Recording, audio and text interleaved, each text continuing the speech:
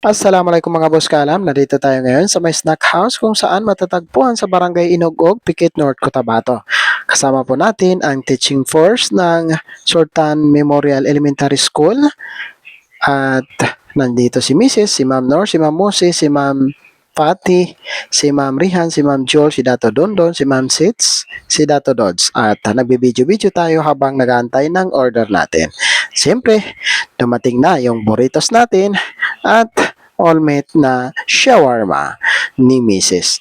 At karamihan na yan po yung kanilang in-order at ayon sa ating pagtikim, napakasarap po na burritos na ating in-order.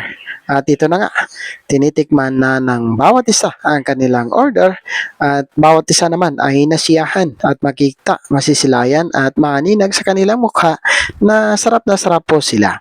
Ang dalawa ay nandoon sa may gilid at parang nagdidit lang sila.